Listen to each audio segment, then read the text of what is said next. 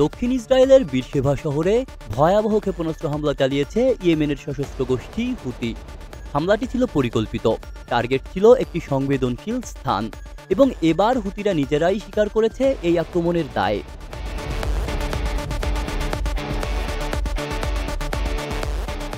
হুতিদের সামরিক শাখা জানিয়েছে এই হামলায় ব্যবহার করা হয়েছে জু আল ফিকার নামের একটি ব্যালিস্টিক ক্ষেপণাস্ত্র। তাদের দাবি এই হামলা সম্পূর্ণ সফল ছিল এবং নির্ধারিত লক্ষ্যবস্তুতে সরাসরি আঘাত হেনেছে।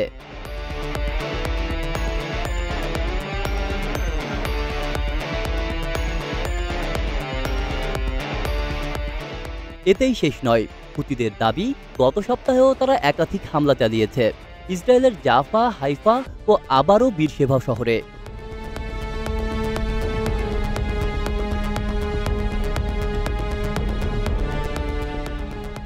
তারা শুধু ব্যালিস্টিক ক্ষেপণাস্ত্র নয়, ড্রোন ব্যবস্থাও ব্যবহার করেছে এসব হামলায়। ২০২৩ সালের নভেম্বর থেকে হুতিরা বারবার বলছে তারা ইসরায়েলকে গাজায় হামলা বন্ধে বাধ্য করতে চায়। এজন্যই তারা ইসরায়েলি ভূখণ্ড ও ইসরায়েলের সঙ্গে সংশ্লিষ্ট বাণিজ্যিক জাহাজগুলোকে টার্গেট করছে।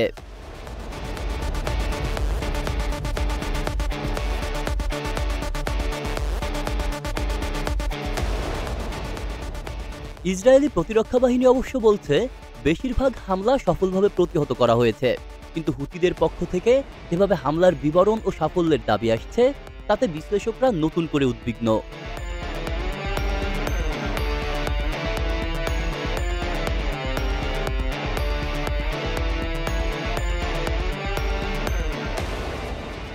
এখন প্রশ্ন একটাই, এই হামলা কি ইসরায়েল হুতি সংঘর্ষকে আরও ভয়াবহ পর্যায়ে নিয়ে যাবে, নাকি এটি বড় কোনো মধ্যপ্রাচ্য সংকটের শুরু? বিশ্বজুড়ে নজর এখন ইসরায়েল ও ইয়েমেন সীমান্তে, আর হুতিরা যেভাবে বারবার হামলা চালাচ্ছে তাতে বোঝাই যাচ্ছে তারা থামবে না খুব সহজে।